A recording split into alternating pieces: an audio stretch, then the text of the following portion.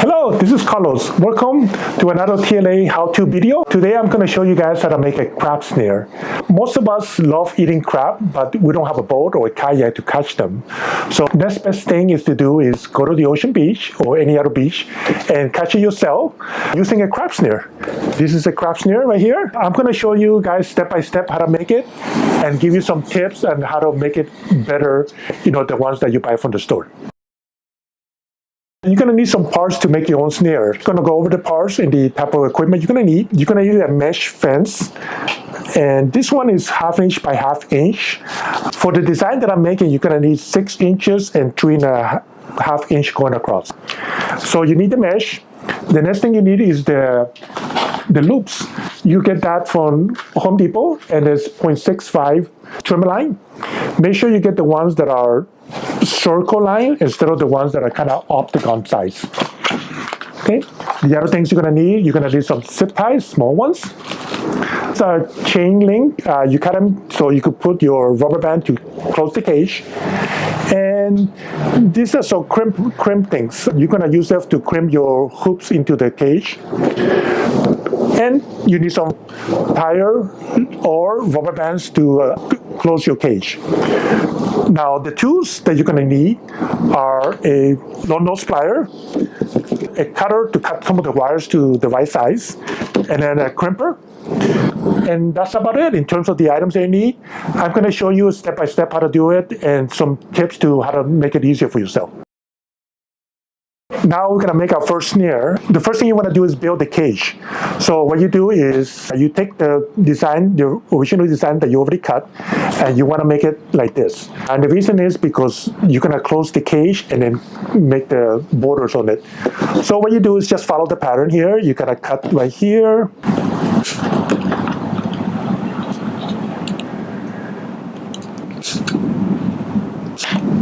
So you got that, and then you do that for here's a tip when you're making a cage. If you notice, this part right here is the long one. You want to bend it where this long part is on the bottom. So when you're dragging on the ocean, you're dragging it this way. You don't want to make it where the smooth part is going this way, because when you're dragging the ocean, it's going to create more drag when you're pulling it. You want to be able to nicely slide on the ocean. If you do it the other way, it's going to get stuck. Here's tip number 2. When you're making the cage, have a little wooden block to kind of bend it. It was going to save your hand if you're making a lot of snares. But with a little block, you just put it here, and then you just bend it. It's like making a sushi roll. Like that, see? It's bend it, and then you flip it over, and you bend it again. See, that little block helps you with the bending of the snare. Then when you make the corner, you use the wooden block here, you bend it in this way. And then you use the wooden block in the bottom, and you bend it this way. See, that's how you go. That's how you make your cage. Okay, now we're going to close the cage. So remember, originally we had those items that are sticking out over here. That's going to help you close the cage. So over here, we just bend it using a long nose plier. We just bend it in.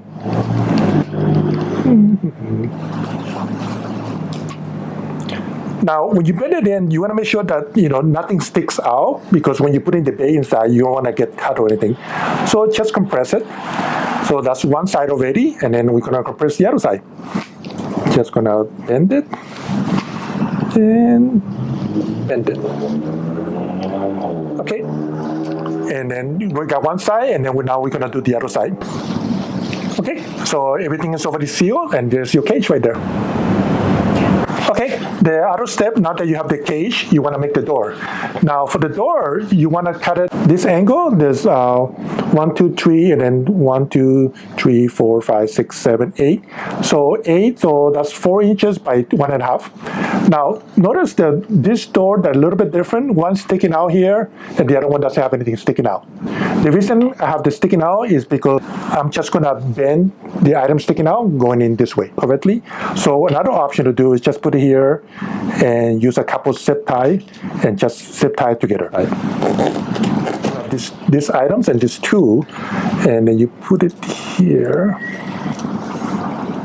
Crimp it. Put it here, and then you crimp it. then it goes into like this. Like that.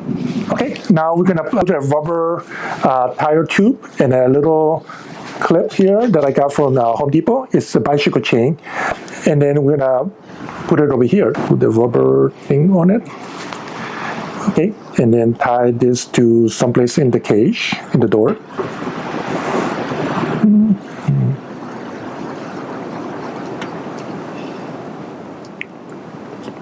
Okay, and then pull it. And then there you go. There you have like something to close your door. So the crab cannot steal your bait. Now we're going to put the loops into the cage. This is probably the more tedious part to do. So what I do is I take my 0.65 trimmer line and I cut it to maybe 13.5, 14 inches. So I'm taking this one and cutting it just to show you guys here. Now, I cut it right here. What you want to do is you want to make sure that the loop is springy, very springy. Pro tip number 3 is actually put it in boiling water with a pan. Once you do that, all of them is going to be nice and smooth and it's going to be very springy. Put a pan, put some boiling water, and then put this trimmer line on it and to straighten it around. There's a couple steps when you put the loops. First, you got to make the front part of the loop and then the other part of the loop that attaches to the cage. Now we're going to make the loop. There's the front part of the loop and also the part of the loop that attaches to the cage. So when you're making the loop, you want to make sure that you crimp it where the hole is actually facing the curvature of the line. So when you put it in, it springs. It's very nice and springy. If you put the loop facing the opposite way, if you're facing it this way, you're going to create some friction. Once you create friction, you won't be able to spring it nice and easy. So I'm going to make one right now. And one tip I'll give people is trim it a little bit on the edge. It's easier to put it on the crimp. Put it in here. So you put it in here. You push it in. Okay, and you crimp it right there once you're happy with it. See, it's nice and springy. Okay, now we're gonna put the loop on the actual cage. So I got this little crimper here. This is a two-sided crimper. I mean, there's two entries here. Makes it easier than the one that I use for the top part, which is a single-sided. What I do is I figured out where I want to put it.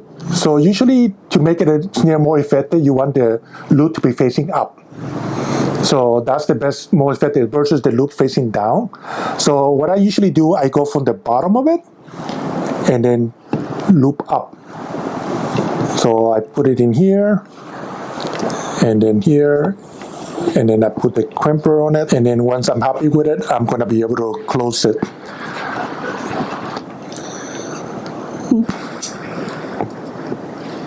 Notice the loop is facing up. What I did is I went from the bottom to the top. That's created the loop. Once you're happy with it, then you crimp. Now we're going to put one on the side. And like we did in this one, we're going to go from the bottom to the top. That's going to create the loop facing up. There you go. And put it back the right way. Okay, I put all the loops already in it. As you can see, they're all facing up. So that's nice. The final touch is you want to put a string here. So when you're putting the snare, you'll be able to, pull the crab with you. And also you want to attach this little clip right here on the bottom here, so you could put different type of weight on it. So I'm going to show you guys how to do that. Put it here in the middle one.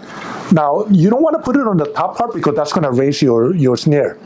If you put it in the bottom, you're dragging it. So that's why you want to put the string in the middle part right here. So you put it in the middle bar here, and then you clip it here, and you pull it.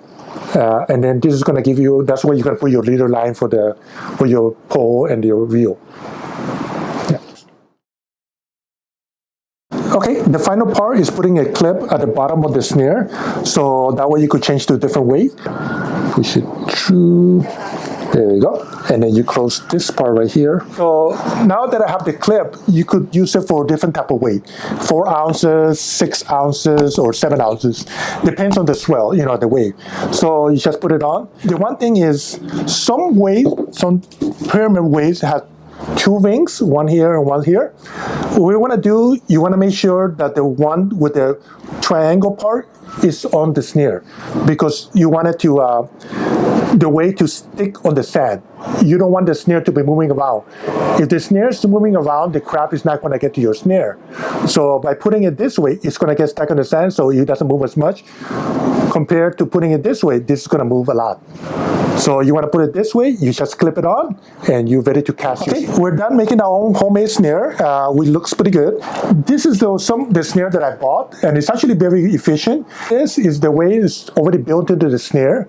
The snare is pretty good. I actually, if I didn't make my own, I would probably buy it. They're kind of expensive, so that's why, I only use it once in a while. The good thing about your homemade snare is that you could change the weight. Of course, it's a lot cheaper to make versus $20, $25 for a snare they could buy. The good thing about this snare is because the weight in the bottom, when you cast it, it's going to cast pretty good. Whereas this one, when you cast it with your own snare, it's going to wobble a little more.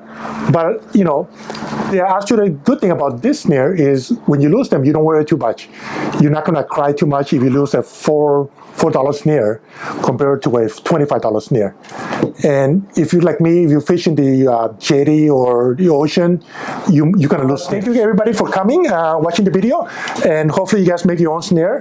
And another thing, besides making the snare, you got to make sure that you have a fishing pole strong enough to cast a snare.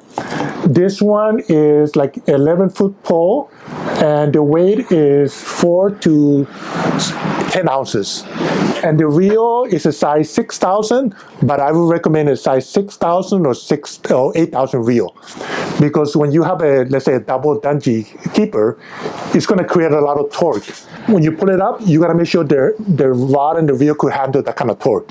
So I definitely recommend, just buy something that's very stiff and could handle maybe like, 3 to at least minimum 8 ounces, because the snare is pretty light, but once you put the bait in it and the weight, like a 7-ounce weight, you're going to be casting maybe like 8 to 10 ounces.